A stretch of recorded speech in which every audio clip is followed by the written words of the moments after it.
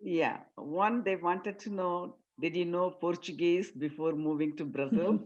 And then, did you know all these things before you immigrated to Brazil? So, how did you decide going there? Yeah. So I didn't speak Portuguese when I moved to Brazil. When I decided to move to Brazil, I had never even been to Brazil. What I knew was that Brazil was the a top producer of cocoa in the world, and I know that it was a top consuming uh, a top consumer in chocolate in the world.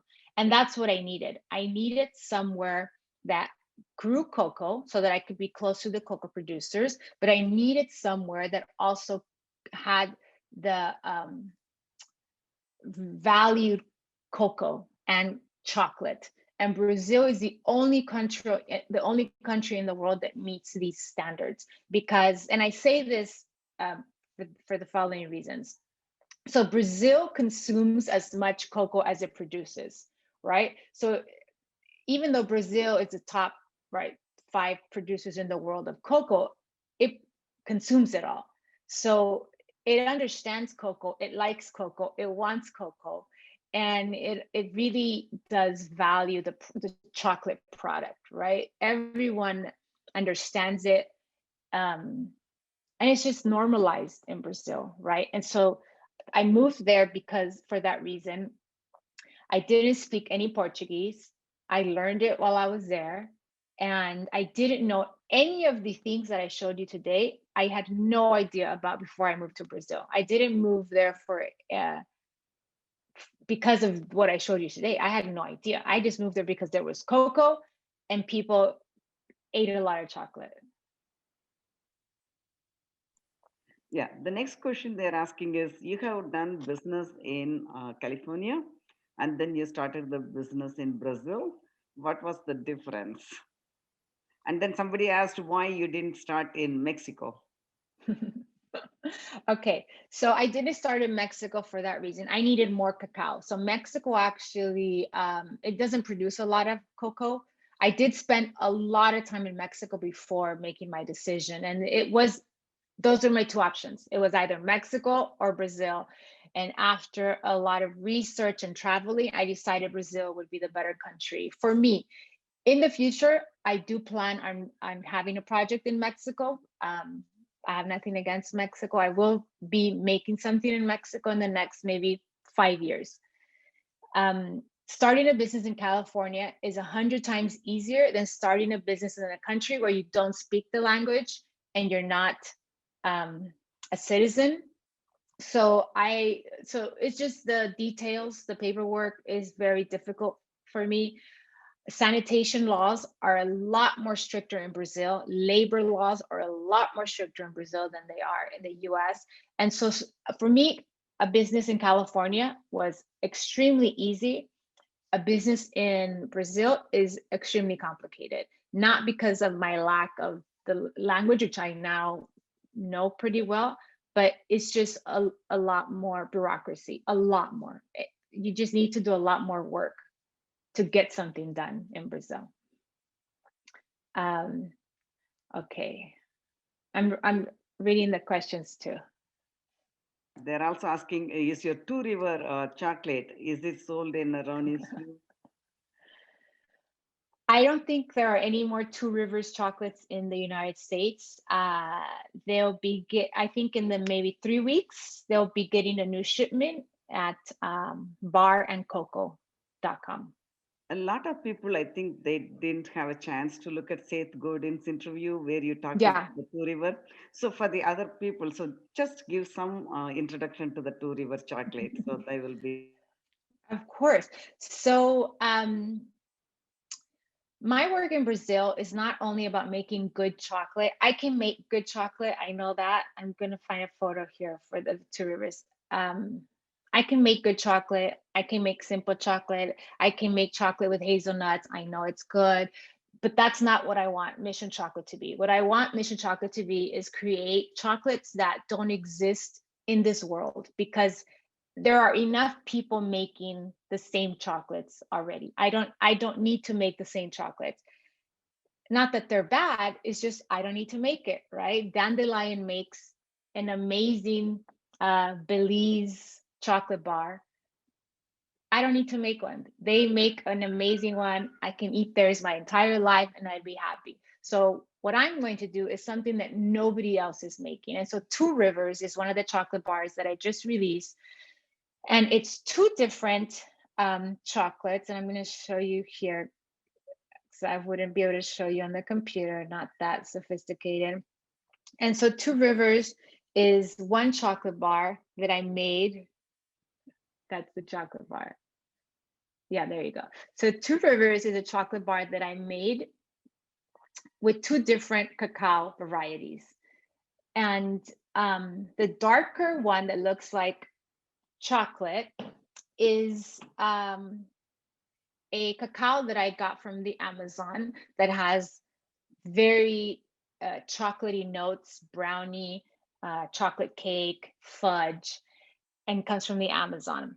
And then my other cacao comes from another area in Brazil that produces this red colored chocolate. So it's a different variety of cacao, citrusy, acidic, creamy. It's so creamy because of the variety of the cacao. So it's two very different chocolates, but they're both 70% chocolate. So the only ingredient in both of those is cacao and sugar. Same roast, same recipe, same grind time. And I put them together to mimic this phenomenon that happens in the Brazilian rainforest that is what in English is called the meeting of two rivers. So in the Amazon rainforest, the Amazon is made of hundreds, if not thousands of rivers. And so they all kind of start coming together until finally it's two huge rivers, the orange one and the black one. So it's the Black River and the River Solimões, and they come together, two different colors, orange river, black river, and they come together, but they don't meet. They don't mix. So they come together and they just go like this for miles and miles and miles, side by side. They don't mix until finally it becomes the Amazon River, and then it mixes. And so before it's the Amazon, it's these two rivers that go side by side inside. You could look it up, just look up meeting of two rivers, Brazil, Amazon, and you'll see it. So you'll see photography or videos from the top. It's the most amazing thing. And so for me, this was a tribute not only to the Brazil, to the country, but to this phenomenon, and then to the beautiful variety that Brazilian cocoa has to offer. Because generally, when you talk to customers, to consumers, right? You could say something like, oh, Madagascar cacao, Ivory Coast cacao, Venezuelan cacao, as if it has just one profile. And it may, but in Brazil, we don't have that. In Brazil, we have so many profiles, right? Like we could have chocolatey, we could have citrusy, we could have nutty, we could have raisins. And so the most shocking way for me to show this to the world was to do this 𝗂𝗏𝗏s bar, was to put in not two bars, because then it's like, oh, maybe one customer buys this bar and not that bar. So I thought, nope, we're going to put it together and we're going to force people to see the variety of cocoa in one bar. And continuing on that, somebody is asking, which side should they taste first? And how do you pour the two chocolates in the mold to the river? How did they stay separate, not mixing? So if you're going to taste this, I suggest you taste Amazon first, the dark one, because you want to, it's almost also like, I feel like it'll cleanse your palate. It's mellow. It'll neutralize your palate, your tongue. It'll just chocolatey and strong, cake, fudge, brownie.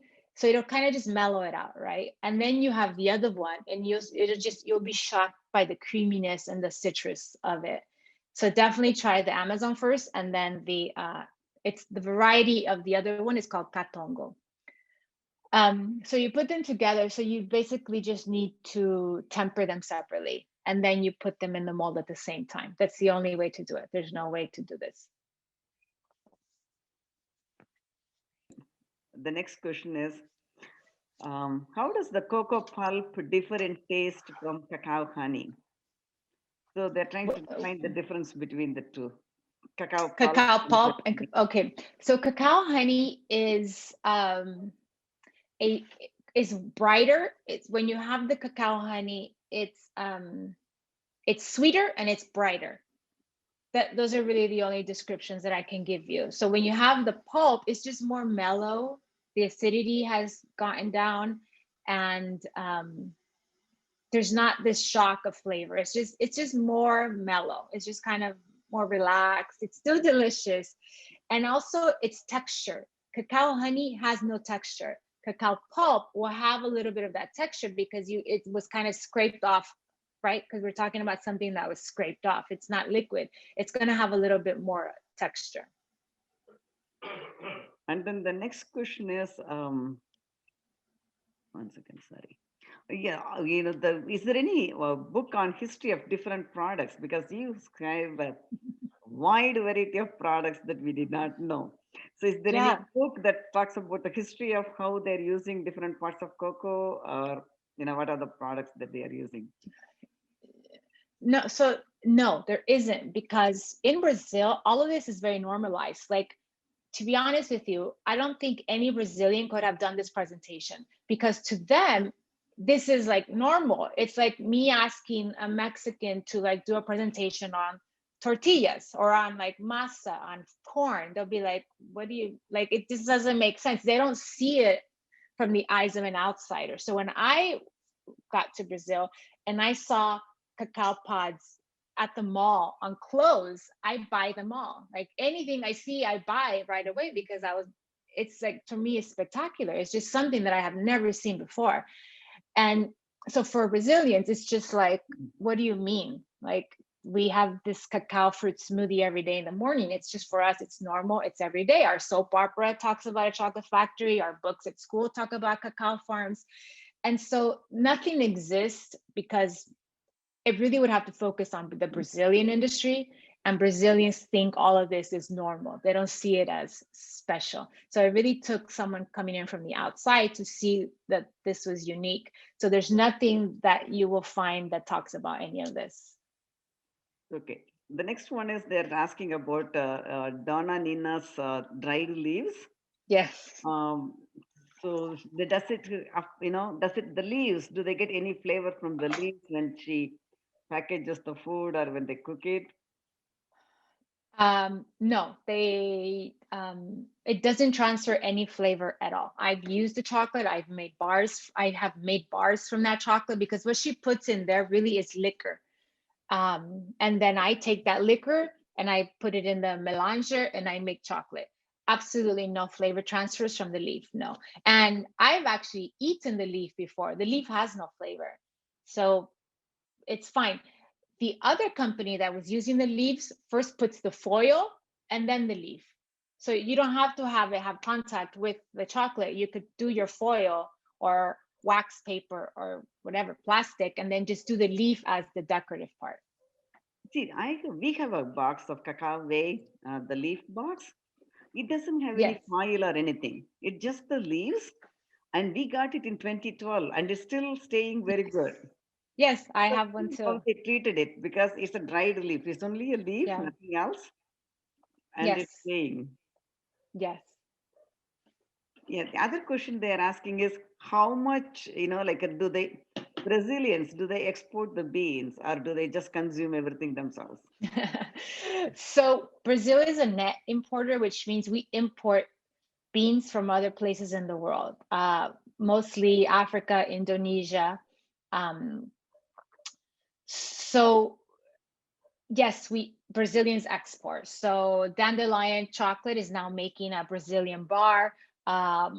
Dick Taylor has a Brazilian bar. Many people are using cocoa from Brazil to make chocolates. So yes, people export, but Brazil imports a lot of cocoa from other parts of the world as well to help balance the needs of Brazil. And then the next one they're asking is like you're talking about the mural on cacao show. It's so huge, romanticizing the cacao. But they are saying in Brazil, actually, cocoa is not grown sustainably. Is that true? So in Brazil, there are different ways to grow cocoa. So okay, so it's not true. I can absolutely probably find a farm that where the case is true, but I would say the majority is not true because um, more than half of the cocoa grown in Brazil comes from the Amazon.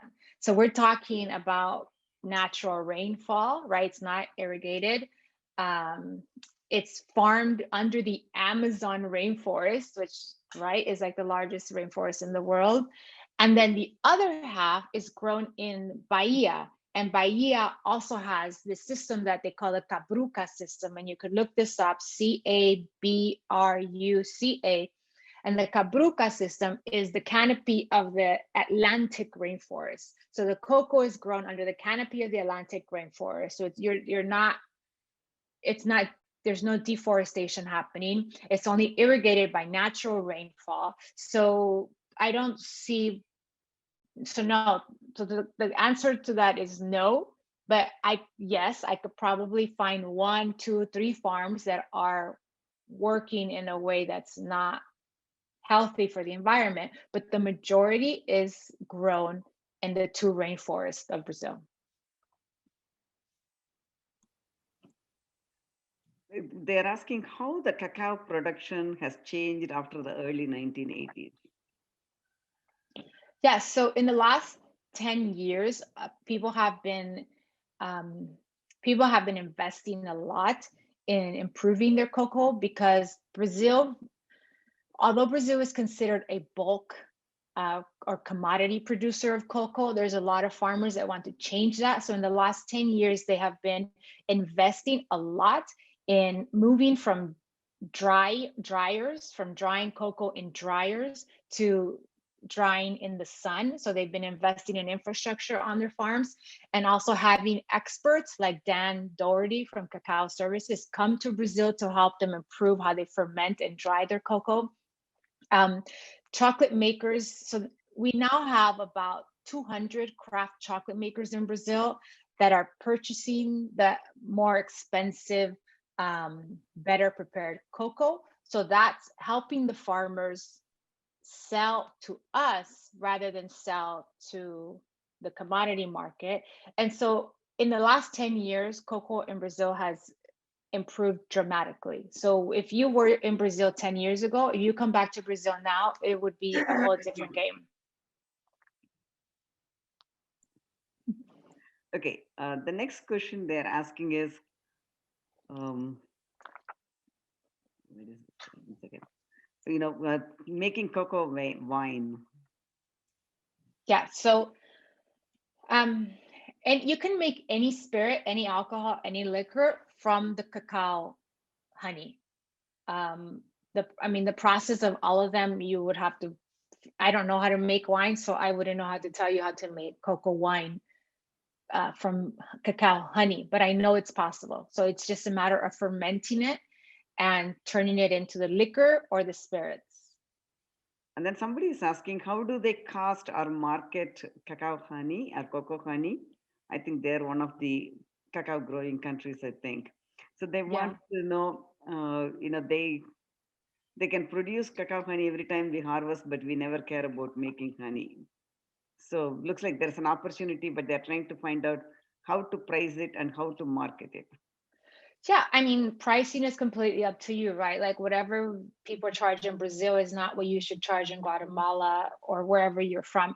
So you have to figure out what the market price is in your country.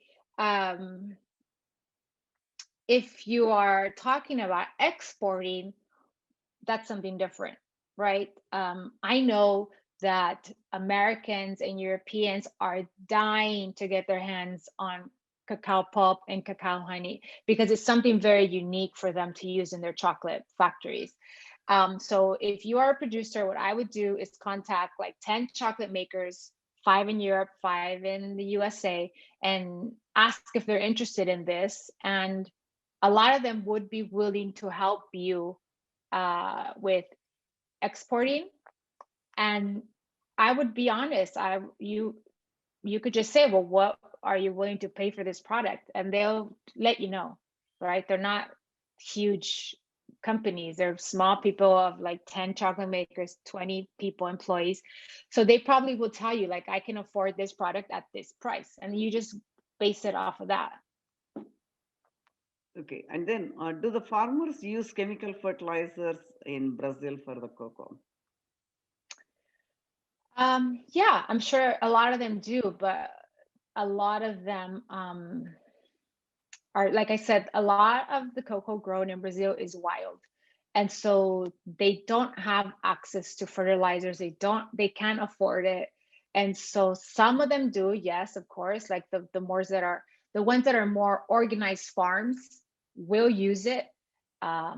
I buy most of my cocoa from Fazenda Camboa, which is the largest organic farm in Brazil. And I know that they use fertilizers, but it's organic. And so, yes, they do use it, but the majority of cocoa in Brazil is wild and they can't afford it. And I don't think they use it. Then the Bean to Bar Association in Brazil, do they have a website? Yes, you can just look up bean2barbrazil.com.br. But if you just Google Bean to Bar Brazil, we will be the first website that comes up. Okay. And then I think we went through all the questions.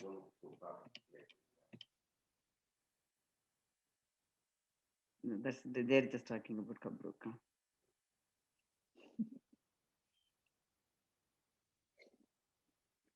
Oh, okay. Somebody is asking, I don't know how if you have the statistics. They're asking, Brazil is racially diverse. So do you know the breakdown of who is growing or farming based on ethnicity, like Native, African, European? Yeah, it's a really good question.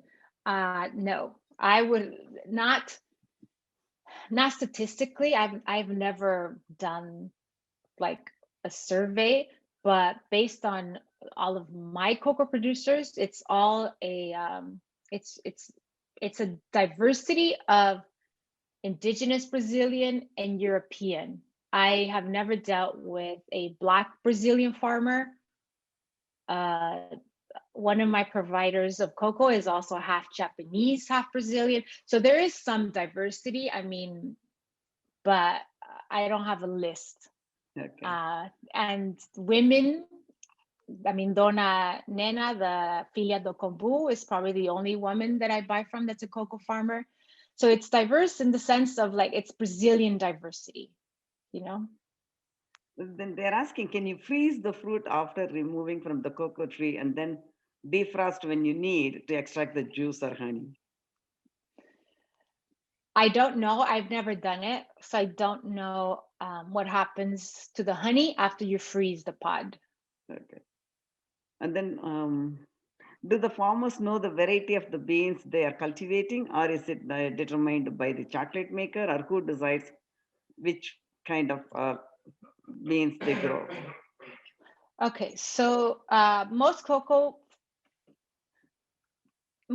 farmers that have a planned farm will know the variety of the cocoa that they are growing, because there is a government institution in Brazil called CEPLAC, which helps them develop that helps them grow cacao that is resistant to disease, that grows well in the area. And so they know the varieties that they're planting. The people in the Amazon that are wild generally will not know the variety, because they'll either be varieties that actually are not even documented, right? So they don't even exist in the books of cocoa because they are still wild and hidden. Or it's just not something that they care to know, because it's being sold into the commodity market. And so, yes, if you are a farmer in Bahia and it's a planned farm and it's a family farm, you generally know your variety, but the ones in the Amazon probably will not. I'm sorry, the correction. I think they're asking the flavor profile, but not the variety. So do they Yeah, give flavor profile when you buy the beans? Like in Colombia, they give you a detailed chart. yes. Right. So in Brazil, there's another organization called 𝗪𝗂𝗂𝗃, the Center for Innovations of Cacao, so 𝗪𝗂𝗃, and you can send your cocoa to them, and they will evaluate it. They'll do a sensory analysis, and then they'll send you back a report of what they think. And so when I buy cocoa beans, generally the farmer will send me this profile. And so they do know it because they have experts in their region that are helping them come up with these flavor profiles. So yes. Then have you tried the cacao from Asia? And how do you think it's different than the Brazilian cacao? Yeah, so it really depends. I've tried cocoa from all over the world. Brazilian cocoa, if I could give you one flavor profile for the Brazilian cocoa, it would be earthy. And so all Brazilian cocoa has the undertone of earthy, but it's not that simple, right? So it's just very, very earthy. But it could be fudgy earthy, it could be woody earthy, it could be a little bit, in the case of the Katongo cacao, it's citrus and earthy. So it's just a different flavor profile. It's basically it. Okay. One second. Yeah, there's some new question popped up. And then someone's asking, where do I get my beans in Brazil? So I work with about 7 different farms. On my website, I have a blog post that is how to make chocolate. And at the end of that post, I have the emails and the phone numbers of all the people that I work with to get my cocoa. So I have different farms. I have Fazenda Vale Potumaju, Fazenda Camboa, Fazenda Leolinda, Fazenda Lajedo do Ouro, and then Fazenda Bonanza and Fazenda Venturosa. And so I work with a lot of different ones. And also, so the website, I have your website. It's missionchocolate.com. Okay, let me type it for you.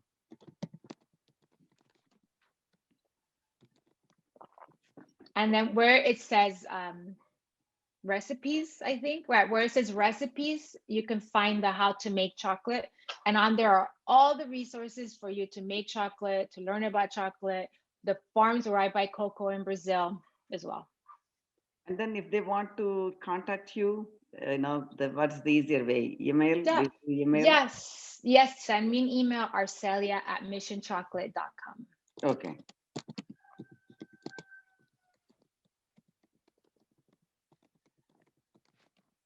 So, and then Teresa here asked the question, what is the percentage of Brazilian cocoa farmers that are making and marketing their own chocolate and other products?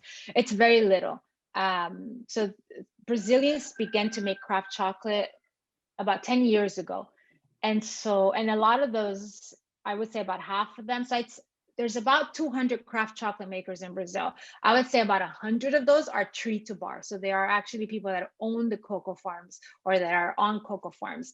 And so it's not a lot. 100, there's way more cocoa producers in Brazil than 100. And so it's a very small amount, but it's growing because cocoa producers want to start to make chocolate because they want to understand what their product tastes like, right? So they want to know what kind of chocolate their cocoa makes. And they also want to start selling their chocolate products. And so it's growing, but it's not a lot at the moment. And they want to know, what is your chocolate bar price in Brazil? So in Brazil, I sell my chocolate from 20 to 25 reais, which would end up being about $4 to $6 US dollars. In the US, my chocolate sells for about $7 to $10 dollars, but obviously that's because of the import fees, right? So once they come here, the person purchasing it, I don't sell direct in the US, it all goes to resellers. So they pay for the shipping and import taxes, if any. And so until I start producing in the US, that would be the price of the US. I think anybody else has any questions? Okay. They're asking, how do you see your business Mission Chocolate in next 5 years? Great question. So I so we never intended to stay in Brazil, but we love Brazil so much that Mission Chocolate Brazil will always be there and it'll continue to grow. We are very interested in doing something in California because this is where I'm from. This is where my family is from. And so now that I have children, having the children close to the family is important to us. And so we're interested in California, maybe doing a Mission Chocolate California. We're interested in Mexico. We're interested in Mission Chocolate Mexico. So we're just very interested in spreading Mission Chocolate mindfully. So not just exporting everything from Brazil, but what I did in Brazil, doing in other countries as well. Like, are you thinking like a franchise model? Which model? Franchise? No, Like no, absolutely not. No, no. Yeah. No, I'm too much of a controlling person to do that because every chocolate, everything that gets made, every piece of packaging and sticker, I like to control this. The flavor profile. So at the moment, my chocolate making process is very inefficient, right? Like nothing gets taken out of the machine until I taste it and I say it's ready. So highly inefficient. I can't franchise that model, right? And so until I can figure that out, it wouldn't be a franchise model. It would be me going to building the place in, let's say, California, and training a team to do it, and then me checking in all the time. So it would still be me, inefficiently. And then what is your advice to newbies who want to invest in bean to bar chocolate? Yes, if you want to start making chocolate, the number one thing that I say to do is to go volunteer at someone else's chocolate factory. So if I had not worked at Dandelion Chocolate, I would have never become the chocolate maker that I am today. Maybe it would have taken longer, but I don't think so, because with Greg, I was able to go to Ecuador and see him select beans. I was able to go with him to Belize and see him select beans. So this whole process of really having, a mentor to tell me, these are the beans that you want to buy, and this is why, and him deal with the farmers was very helpful. And so it really catapulted me forward, where I didn't have to experiment with it, right? I didn't have to experiment making chocolate. I didn't have to experiment buying cocoa. Like, I learned all of that in a year of working with Dandelion. So I would say go to a chocolate factory near you and volunteer. Even if it's a few weeks, it would be way more helpful to you than you just starting to make chocolate. Somebody's asking, do you take application to be in your Mission Chocolate team? Yeah, if you want to come to Brazil and you speak Portuguese, you can come and do an internship at my factory for sure.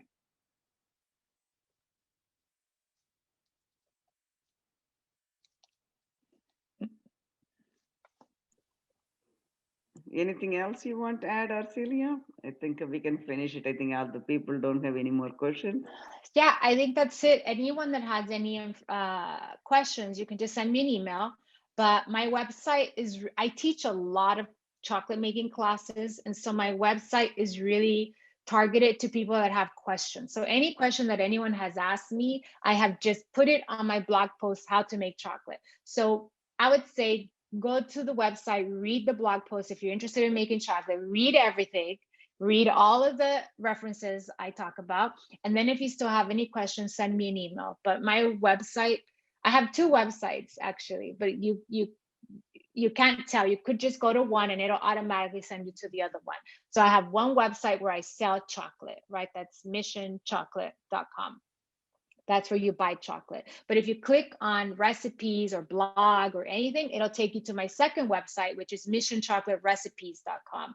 And so there is where I teach people how to make chocolate drinks, how to make chocolate, how to whatever, do other things with chocolate. So the missionchocolaterecipes.com is resource to teach you things. And so I would say, go there, check it out, learn a few things. And if you have more questions, just send me an email. The one last question. What is the most challenging issue in making chocolate in tropical countries versus temperate countries? Yeah, of course. So, I mean, in Sao Paulo, when it rains more than an hour, the electricity goes off. And so you need a generator, right? To power all of your machines. And so I would say the infrastructure is the most complicated part because it rains a lot. I'm in a tropical rainforest. It rains for 1 hour, it's like a river. The whole city is a river. And so electricity falls. I need a generator to make sure everything is cool. So that's one, right? That's the part of the infrastructure of the factory. And then it's shipping. If someone in the Amazon orders a chocolate from me, for me to keep that chocolate cool from Sao Paulo to 4 hours later on a plane is very complicated. So also being able to ship people chocolate and have it arrive there safely is very complicated. So I would just say the infrastructure, because you have access to cocoa. I could be in a cocoa farm within, half an hour where I am to work with my producers. I have access to some of the most exotic and amazing ingredients in the world. My sugar grows, my organic sugar grows in Sao Paulo. I can go visit the sugar manufacturing. So there's a lot of amazing parts to it, but then it's that infrastructure. So it really is it's a trade-off, right? So Americans don't have cocoa. They don't have access to all these exotic ingredients, but they have electricity that stays on pretty much all the time, right? They have access to great refrigerators. They have access to really nice biodegradable packaging that can keep chocolate cool. We just don't have that in Brazil. So it's just a trade-off. Whatever is horrible in the US is great in Brazil, and whatever is great in Brazil is horrible for the US makers. And so it's just the trade-off, right? No matter where you are in the world, you're going to have something bad and something good. So you just have to figure what that is. The other one is how do you handle the humidity factor? Yeah, so where we temper, we have a dehumidifier. So the only place in the factory that has a dehumidifier is next to the tempering machine. And so that's how we do it. So we have one room that stays controlled humidity, and that's where we temper and keep the chocolate. Okay, so I think this ends it. And then we thank all of the participants for joining it and making it successful, because Arcelia has a lot of information, but unless people are there to listen, all the information is not wasted, right? So I'm glad that everybody came in and listened to her, and we learned a lot. So keep tuned for more webinars from Cocoa Town. The next webinars we are going to have on tempering and roasting. So stay tuned for more information, and have a great day. Loka samasta sukhino bhavantu. Stay safe, stay healthy. 𝗬𝗵𝘁, guys. Bye, everybody. Thank you.